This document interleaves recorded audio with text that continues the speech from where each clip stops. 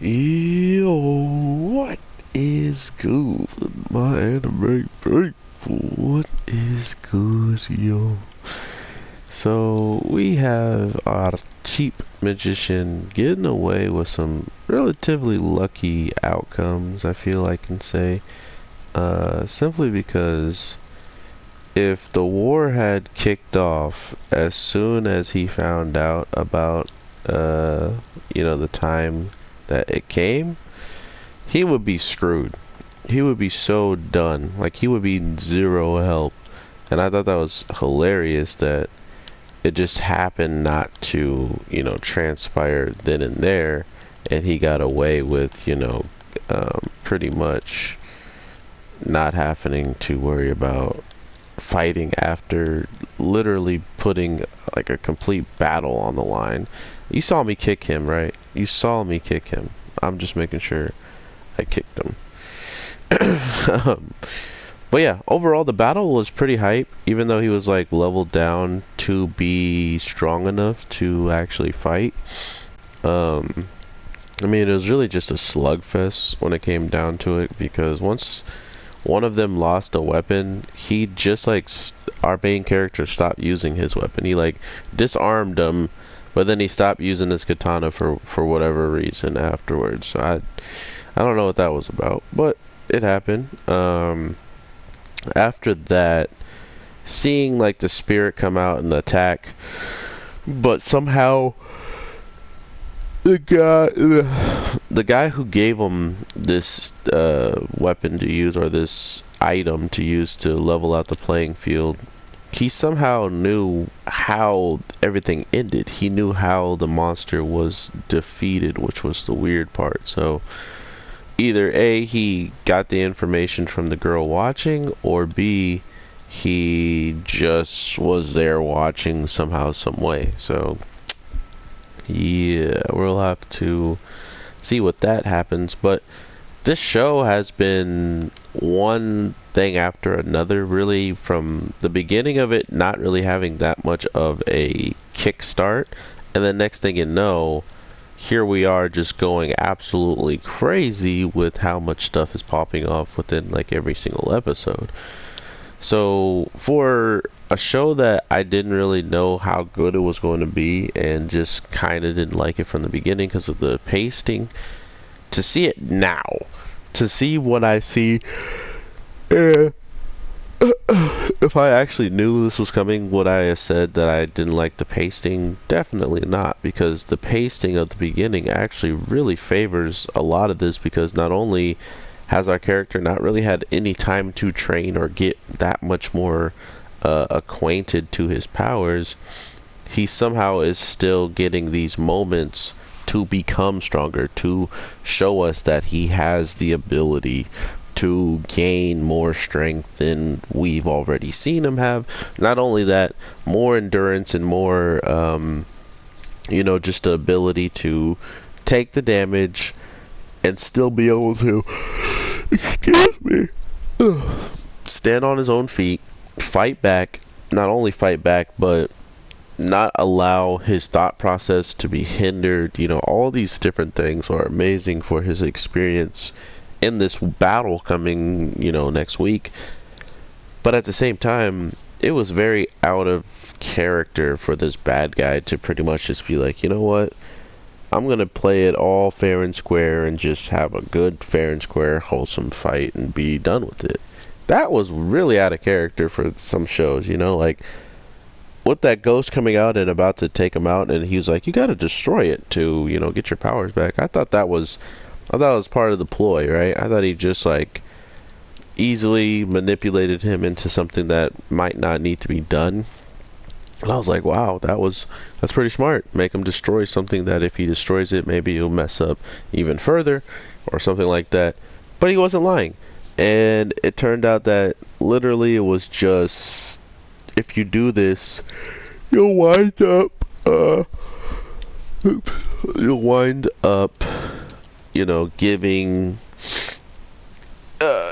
getting your powers, and we won't be on even terms and stuff like that. But once it got destroyed, the monster got even stronger. So not only did he have information about this item that would do, what it did, it then did something completely different than he was told, So if you did wind up destroying it close range, like you took his sword and cut it from point blank, I think he would have been in a worse position, because then it would have got bigger and then it would have been closer to him. And we don't know what it could have done once it actually just got its hands on him. That's why it seemed so dangerous in the first place, because he wouldn't even allow it to get in contact with him. So that was interesting. Not only that, we have this eerie feeling that everything that's been going on within this show is always been something like building up in the grand scheme, like something always more is kind of at work.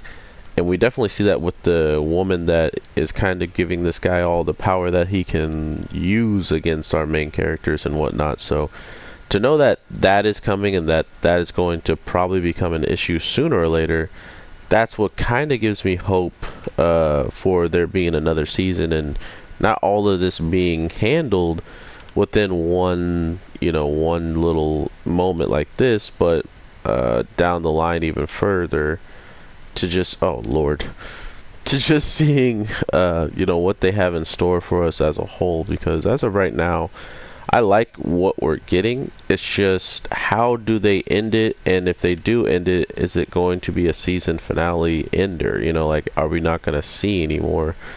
That's the question. And if it does, is it going to be satisfying? Stuff like that. I feel like when you have worlds like this, they shouldn't ever really need to be an end. In the case of with what you should be able to do with the world, if you actually build it up right, if you actually make people believe that there's something worth looking into in this world, like, oh man, not only is this world colorful and have monsters I've never seen before, but there's multiple kingdoms that could come into attack, or kingdoms that believe in going into dungeons to gain their power, stuff like that. And my imagination goes wild when it comes to shows that have that type of potential in it. But when you don't show that potential from the start, in the case of like, oh yeah, this is all that it's going to be, and after this is done, like, you have nothing else, then I'm just like, okay, well, I can't really get that much hype for a show that's already pretty much told me, hey, it's going to be over soon, and once it's over, we hope you enjoy, and maybe we'll make another show the same length. Like, I'm not sure. I'm just speaking off of what I've seen in the past, and not only what I've seen in the past, but what I've also noticed a lot of these shows lacking is either the time to continue or the creativity of what a fantasy world actually means. Like, what does being in a fantasy world where anything is possible actually mean, and why is it such like the same normal stuff happening in a world where anything is possible, or supposedly anything should be possible? That's my like 2 cents on it. I would love for shows that have worlds that have many places undiscovered be discovered, and use that as a way just to go and travel, now we've have 2 characters that's never left out of this kingdom after being saved and working over here. They've never ventured out any further than this territory, you know what I mean? So that's kind of boring to me. Why isn't there anything else that they can go out and find? I understand there's a war going on, so that should keep them to protect the people that they love, or quote unquote want to protect. But at the end of the day, there should be peace at some time, and then during that peace, they should travel. But that's if they even want the show to continue that far. So with all that being said, I hope you guys have an amazing day, night, evening, whatever the case may be. I'm your boy, the Anime G, and I've been definitely thinking maybe too far in some of these shows. And that's why these shows show up the way that they do, is to give you a little taste of something, and then once that little taste is gone, you get ready for the next show to give you that taste. So I'll be ready to drop some more reviews for you guys later today, so I hope you guys are looking forward to that.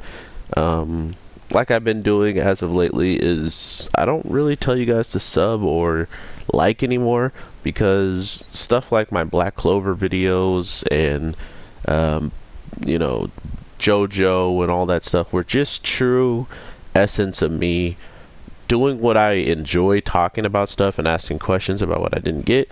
And then after all that is said and done, people drop likes and subscribe on their own. You know what I mean? Like, this is YouTube. It's been up for so many years, and I started an account back in 2007, so it's been that long, and I already have heard, the cries of subscribe now and do this and do that. It's like, okay, well, if everybody in the world's doing it, why do I need to do it as well? Because you guys already know how this works. If you want something more from me, you'll find a way to get more from me. So I hope you do that, and do what you gotta do. If it's not, that's cool.